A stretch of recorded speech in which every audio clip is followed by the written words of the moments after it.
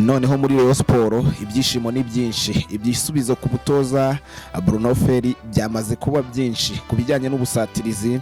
Afite abakinnyi bagiye batandukanye, bafite uwo bita Mugisha Didier Taichi, bafite uwo bita Forenganye, bafite uwo bita Asumani, bafite uwo bita Azizi Basane, bafite uwo bita Cindy Paul Jesus.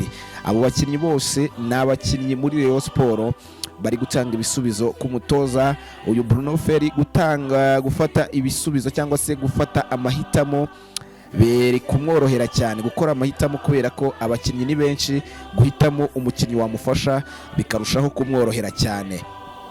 Ibyo nibyo tugiye kugenda tuganira, tugenda tubigarukaho, ariko ngenda nakwibutsa amwe mu makuru ari kugenda avugwa mu makipe yacu. Usibye Rayon Sport wenda twatuvuye mu nzove, hari andi makuru ari kugenda avugwa haba muri APR FC ku bijyanye Ojo, uyu n'umukinnyi umuzamu mushya w'iyi kipe uri kugenda avugwa mu ikipe, nubwo umuyobozi w'iyi kipe yagiye abihakana avuga ati rwose uyu muzamu utaregeze abugira amahirwe muri Ethiopia, ati kuri hande rw'ikipe yacu rwose ntago tumukeneye cyane.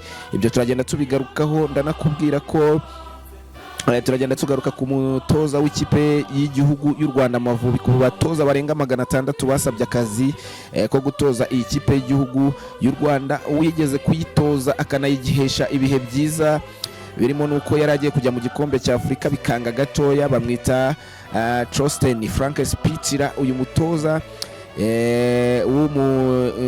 umudage yamaze kuba yandikira ikipe y'igihugu y'u Rwanda Amavubi, arababwira ati iyi Ferwafa, yanditse ku rukuta rwe, aravuga ati iyi Ferwafa ifite impapuro zanjye, ifite nimero zanjye, contact zanjye, kubera iki itampamagara kandi dosiye yanjye nanjye izi ko natoje ikipe y'igihugu y'u Rwanda Amavubi. Ati biri mu biganza byabo, ati bashatse bangarura rwose bakampa akazi. Nibyo yagiye yandikira bamwe mu nshuti ze bagiye bamwandikira. Ferwafa ngo ifite amahirwe yo kuba yangarura, ati biri mu maboko yabo. Rero wahita wibaza ukavuga ati uyu mutoza koko Ferwafa yamugarura ati, cyangwa ni ibintu bikomeye cyane kuri uyu mutoza. Andi makuru nuko umukino wari uzahuza ikipe ya Kiyovu Sport n'ikipe ya APR FC. APR FC ku munsi wa 20 wa shampiyona izaba yakira ikipe ya Kiyovu Sport, uzaba nyuma y'uwa Center wa Rupopo izaba ikina n'ikipe ya Al Hilal. Al Hilal izaba yakiriye Center wa Rupopo yo muri Congo. No mukino wa CAF Champions League, umukino uzaba saa 9 zo ku munsi wo kuwa gatandatu. Uyu mukino rwose wa APR FC uzahita ukurikiraho saa 1 z'ijoro, hazahita hakurikiraho uyu mukino wa APR FC. Ibyo nibyo abantu bakagombye kuba bamenya hakiri kare cyane, amatike baba yashaka. Ati uzareba uyu mukino wa Center wa Lupopo na n'ikipe ya Al Hilal iri gukina shampiyona y'u Rwanda iyo muri Sudani, uhite unareba iyi mikino yombi rwose nuko bimeze. Tugende tubabwira ko nanone twagenda tubabwira ko iyi kipe ya Rayon Sport turazenda tubabwira 11 bashobora kubanza kuri iyi match.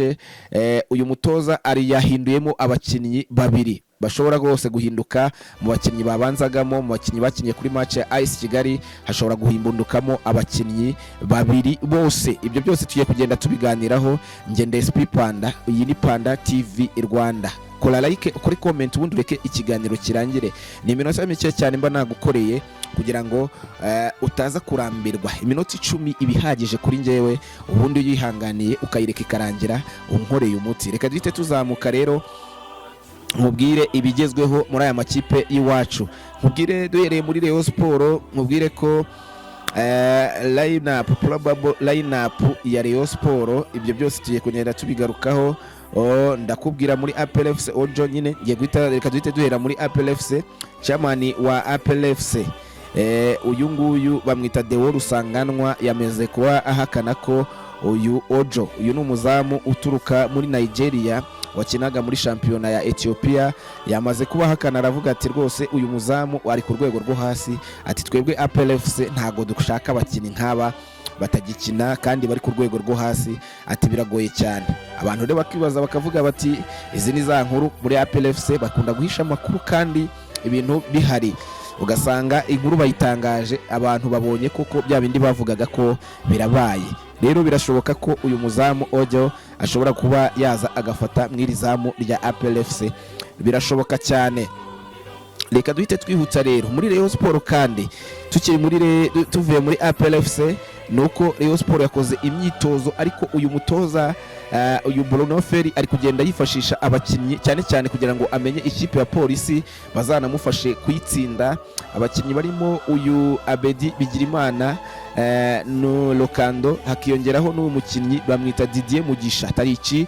Aba nk'abakinnyi baciye muri polisi, cyane cyane Didier uherukayo vuba ari gufasha uyu Bruno Ferry gutegura ikipe ye izahura n'ikipe ya polisi ku munsi w'ejo. Ni umukino uzaba ku munsi w'ejo ku isaha y'isa 9. Uyu butoza ari kugenda biyegereza cyane cyane uwo bita nanone Abedi guhera kuri match yamukiniye AS Kigali ngamukamukinira neza. Uyu ni umukinnyi ari gushyira ku ibere, akavuga ati uyu ni umukinnyi ugomba kumfasha kwitwara neza muri iyi shampiyona y'u Rwanda najemo. Rero akavuga ati aba bakinnyi nubwo bavuye muri polisi ati bavuyemo na nabi, noneho murabuka Abedi Bigirimana uyu ntago yarahawe amasezerano ubwo sezo yari irangiye, arangije amasezera. Akavuga bati bamukize hanze, uyu ni umukinnyi ugomba kubabaza iyi kipe. Nanone Didier Taichi, uyu ni umukinnyi wari warabuze umwanya muri ikipe ya Ben Musa. Bakavuga bati uyu mukinnyi araza kudufasha gutsinda iyi kipe ya polisi. Niyo mpamvu uyu Bruno Ferry ari kugenda biyegereza cyane, haba mu myitozo ari kugenda babaza byinshi bitandukanye kugira ngo abashe kumva polisi taktike n'uburyo igenda ikina. Didier nk'umuntu watojwe na Ben Musa, nubwo atagize amahirwe yo kugenda akina imikino ye, ariko yakoranaga imyitozo nabo, yakoranaga amalokale nabo. Rero ni bimwe mu bintu biri buze kumufasha gutsinda iyi match. Rero reka duhite twihuta nkubwire abashobora kubanzamo cyane cyane 100 cyangwa 90% abo bakinnyi baraza kubanzamo. Mwizamu araza kuba ashyiramo Kwizera Olivier, kuri kabiri araza guhindura, kuri kabiri arakina Obedi w'umukiza, ntago ari buhindure. Kuri gatatu ahubwo ni hari buhindure, arashyiramo Ganijuru Eri, akureho Aziz Dawo, kubera ko Ganijuru Eri ari gukina neza mu myitozo, ari gukora imyitozo neza. Bakavuga ati Ganijuru Eri akine kuri uriya mwanya, bityo n'ibisubizo by'abanyamahanga bize kuza kuboneka. Abaza kujya kuri benshi n'abaza kubanza mu kibuga bibe biri equilibre, bya bisubizo by'imbere gusatira bize kuboneka. Noneho Ganijuru Eri ari kuri gatatu, imbere yabo gato haraza gukina mu mutima wa defense ni Emery Bayisenge nk'ibisanzwe no bita Ramazani Chimanga. None imbere yaho haraza gukina birashoboka ko Aimable Ntarindwa ashobora kumukoresha, cyangwa Faustin Uyurikawo akaza gukina, noneho Aimable Ntarindwa akaza musimbuye. Imbere yaho hagakina uwo bita Bigirimana Abedi, ku 10 hagakina uwo bita Tambwe. Noneho ku gice cy'imbere agakina ku ruhande rumwe akina Aziz Dawo, uyu nako Aziz Basane. Noneho ku rundi ruhande agakina uwo bita uyu bamwita Taichi Didier Mugisha, noneho akatakisha Asumani Ndikumana akaba ari wataka izamu. Flore Nganyura mwumva kuri bench. Richard Ndayishimiye utarajya muri ya kipe yamuguze, nawe arabari aho ngaho, bishobora ko yanaza agasimbura igihe hagati byaba byanze. Rero ngiyi kipe ya Rayon Sport birashoboka cyane ba Jesus baraba bari hafi aho nk'abanyarwanda. Flore Nganye nabikubwira bari kuri bench, nawe azatanga ibisubizo mu gice cyo mu gice cy'imbere, ndetse n'uburyo bwo gusimbuza ibisubizo bize kuboneka. Ngibyo najyana kubwira abitabatamwe baraba bakina ku 10 nyine nkuko nabikubwiye. Tony Chitoga arabashobora kuza kujya kuri bench akaza gutanga ibisubizo mu gihe umubare w'abanyarwanda uraba wabaye equilibre n'uw'abanyamahanga. Ngibyo nagenda nkubwira cyane cyane kuri 11 bashobora kuza kubanzamo muri Rayon Sport ku munsi w'ejo. Imyitozo rero arayirangije neza uyu mutoza Bruno Ferry, yaba ya mu gitondo na nimugoroba. Imyitozo ya nyuma bitegura ikipe ya polisi ku munsi w'ejo saa 9 rwose, saa 9 zuzuye, ntago ari n'igice nkuko byari bisanzwe muri shampiyona yashize. ahubwo ni saa 9 zuzuye bagakinira hano kuri Pele Stadium. Nguko uko bihagaze ku bijyanye na Rayon Sport.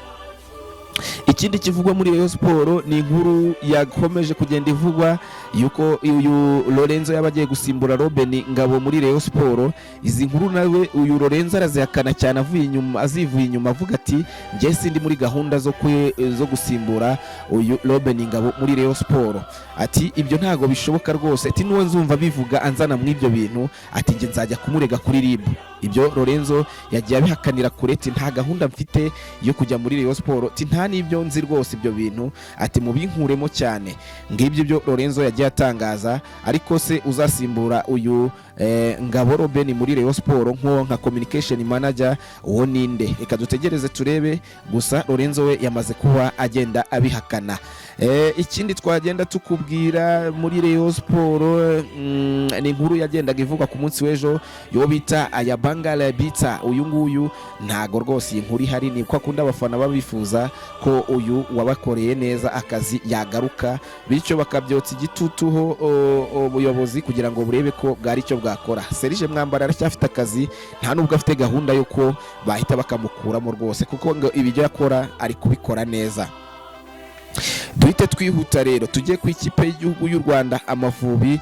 Bite kubwira ko umutoza mu batoza barenga 370 bari kwifuza akazi mu ikipe y'igihugu y'u Rwanda Amavubi. Umutoza wegeze guca muri ikipe y'igihugu Amavubi akavamo nabi, ntago yegeze avamo neza kubera ko igihe yaragiye gutanga umusaruro mu ikipe ntago byegeze bigenda neza, kuko habayemo ibyo kugenda yishongora cyane. Ati ikipe rega ntago ari Brazil, nubwo mubona tutsinda rimwe na rimwe tukaba twanatsindwa, ati n'uguhatana kwacu n'ibindi. Ati ikipe murabizi ni ikipe iraho, ati mushobora gutsinda rimwe ariko bundi mushobora no kuba mwatsindwa. Ati ntago muri igihugu gikomeye cyane mu mupira w'amaguru. Ibyo nibyo uyu muyobozi atagendaga yumvikananaga n'abuyobozi. Ibindi byinshi bigiye bitandukanye bijyanye n'amafaranga, bijyanye na contract bagiye babipfa cyane, ariko n'ubundi yongeye arandika agira ibyo yandika. Aravuga ati iyi kipe y'igihugu y'u Rwanda Amavubi ngifite dokima zanjye muri federasiyo nkuko negeze kwitoza ikipe. Ati n'ubundi igerageje kunshaka, ati biri mu maboko yabo. Ati ifite byose, ifite contact zanjye, ifite byose. Ati yakamvugishije, ati biri mu maboko yayo. Ati rero uyu ni umutoza ugenda yandika avuga ati aba bayobozi bakagize byinshi bakora kubera ko bishoboka ko bansindira nanjye nkaba nagaruka gutoza iyi kipe y'igihugu y'u Rwanda Amavubi. Ati ntibakagombye kuba bajya mu batoza bandi bajya gushakamo umutoza uzaza kubatoza kandi banzi neza narabatoje. Uyu ni umutoza bamwita Torsten Frank Spitler. Uyu ni umutoza watoje iyi kipe y'igihugu y'u Rwanda Amavubi. Uyu mudage rwose agenda avuga amagambo atandukanye avuga ati nimugire ibyo mukora muko biri mu biganza byanyu. Wakwibaza ukavuga ati iyi federasiyo yakwiyongera kugarura uyu mutoza, yarahindutse yego turabizi ko iyobowe na Richard wari uriho ntakiriho, ariko se wakwibaza uyu mutoza koko yagaruka mu Rwanda gutoza? Ese bigiwaye ko byaba ari byiza cyane, abanyarwanda banabikunda, baheruka kubona ikipe ikomeye kubw'uyu mutoza kubera ko yatoje ibintu bikomeye cyane. Abantu barongera baravuga bati uyu ni umutoza wabuje kubaka izina mu Rwanda, bityo n'ikipe y'igihugu y'u Rwanda Amavubi akayigeza kure. Kadutegereze turebe, wasanga uyu mutoza wayegeze kuba rwose ageza kuri ikipe y'igihugu y'u Rwanda Amavubi mu gihe gito gishize, wabona ayongeye kugaruka mu Rwanda. Nibyo nagenda nkubwira. Gusa match ikomeye cyane nagenda ngarukaho ni ya Rayon Sport na Polisi. APR FC kuwa gatandatu yakira Kiyovu Sport, ndetse n'ikipe ya Al Hilal yakira Center wa Rupopo. Izo ni match muri iyi weekend zikomeye cyane umuntu yagenda kubwira. Kanda akanyenyeri 939 akanyenyeri 3 akanyenyeri 1 wigurira itike yawe hakiri kare cyane kugira ngo ubashe kuzareba zino match mu buryo bukoroheye. Ngende SP Panda tuzaba turi kumwe kuri match zose, tugenda dukora ama interview atandukanye cyane ku bafana. Tuzaba turi kumwe uko rwose match yakagenze tuzaba tuhabaye. Ngende SP Panda, iyi ni Panda TV Rwanda.